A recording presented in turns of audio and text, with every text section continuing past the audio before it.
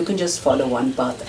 So I can decide based on my pravritti, based on my path, like, okay, this path seems all right, and then just go all in for it, rather than Yes. trying to. But what do you think it is?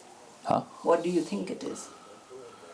No, so that is the issue, that is why I had to clear my mind up, clear the intellectual space, to say, and then I went the Advaita route, because that you're more or less bound to if you're approaching it intellectually. I think everybody does that, and you'll come back to Advaita. Yes. That's why I say it's a mistake to think. Yes. Because there's nothing but Advaita in what you're doing. I mean, so the dhuna is the Nirakar Swarup.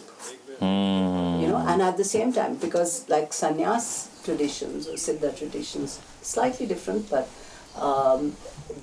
they renounce everything. Sure. In a way, I think that what I was suggesting to you, that in terms of all these conversations, they're actually in meditation. So the only way to do it is by sitting in meditation, and then the conversation that happens around it, because these conversations are not from here. So, samadhi can't be spoken of at all. It is, it's a higher stage. Yes. How can you talk about it? Yes. Let's sit in silence for a minute. Yes. That's the only way you can describe samadhi, Until unless they're samadhi tombs, that is separate. That's different. Yes. Yeah.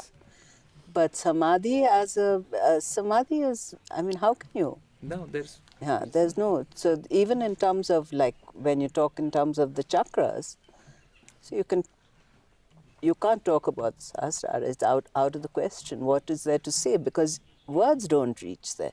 How can you define? How can you bring the infinite down to this? Down to language. Yeah. Language is dual, Yeah. All of it is dual.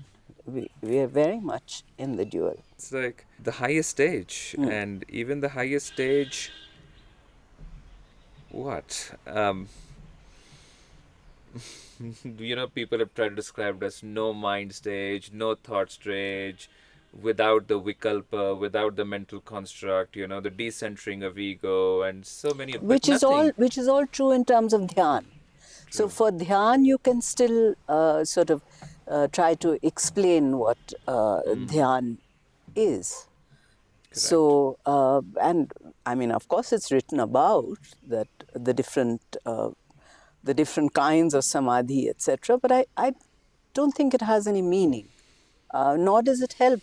I think a lot of the things it doesn't really help to know about. Exactly.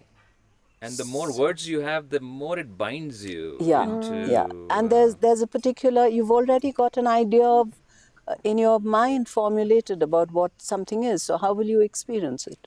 That way also. Yeah, and maybe that's why the gurus say, my guru told me, for example, don't share your initiation experience with other people. Correct. And of course, you might share with a few people who you think really, they'll understand that you're sharing something very, very personal, very deep.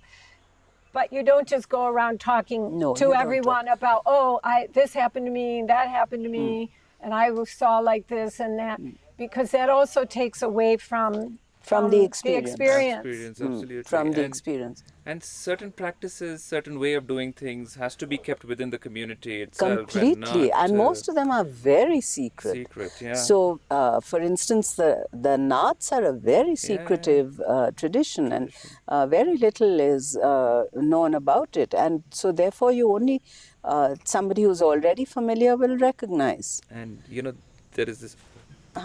there is this anecdote, there's a story in a 12th century Marathi text. It's one of the earliest Marathi texts. There is this person from Nath Sampradaya who goes to his community, which was Mahanubhav community, which was a different community. And to show his stuff, he does some asanas, certain practices, certain some things. And the people are like, oh my God, Shakshat Gorakshanath, Shakshat Gorakshanath. These are the first accounts of like Gorakshanath in the social world that we have. And then he goes back, and then he goes tell his guru, look what I did. And the guru tells him, you have done that, but never ever do it again. So, these practices are just not. This is not like Puranas or gods, bhakti. This is not like. It isn't. It isn't for everyone. No, it isn't. So most of it is completely oral tradition. So even Sri Vidya or the Das Mahavidyas, and that's how as I sort of mentioned, I don't know whether I said it to you or somebody else who would ask, is that the way that it was is I was not allowed to read the text. It was done in Anushtan, and because I can't even, at that time, then I learned how to read better because I used to find it difficult to read. So it was read out, and I was told exactly what I had to do for each, and then I learned how to practice it.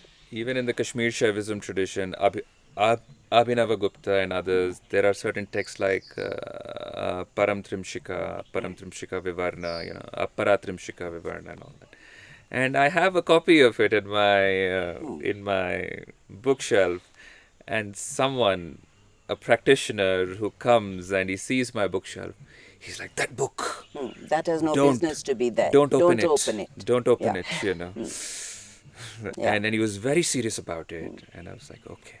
But I still maintain that about particular books. Yes. That I will only open it when I am practicing. Otherwise, I won't do it. So there are many things that you maintain, like people wonder why this whole sort of formality around it. But so, like even your dhoni, that you go to it when you're. So I will only fast, and I will fast. I will wear a sari. And a dhoni is something which you do completely alone. It's not done, with people. Yagyas are done with people, and the rules around dhunis are completely different. No, absolutely. And the way you describe this is that samadhi state, all these states, these are extraordinarily difficult states to reach. So it will take me entire lifetime, or maybe few lifetimes, to even reach a state in one particular. You don't have to worry about it because it happens in a much more natural state. Because it doesn't go according to class 1, class. It doesn't go like that. So that is why the experience is so important. But you are saying that experience will happen, if you are on the path. Yes. And according to your readiness. And you're ready. So you don't have to actually do anything. You just have to be completely ready, completely devoted, completely aware and alert. And then it will come. Okay. It will happen. Okay. A samadhi, it has so many semantic, there is this huge semantic range to the term, A samadhi for most of the time in my life was, samadhi is the highest stage, and then a samadhi became where you were buried, And samadhi, yes. And samadhi also is a state, a place, and all things in between also can be considered as. And you'd have a hard time going shopping for the groceries. That is what the 3 states, I guess. No, so normally the thing is that you have to come back. You have particular karmic which you have to complete, and you're doing it.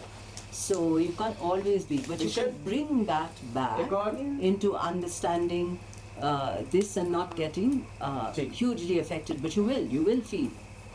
You will feel, but you don't allow that to. You're always aware of you're always able to discriminate between. Yeah, then you don't allow it to govern you, like not to control it. Between the eternal and the Okay, I'm trying to temporal. remember the words. So that is the only discrimination.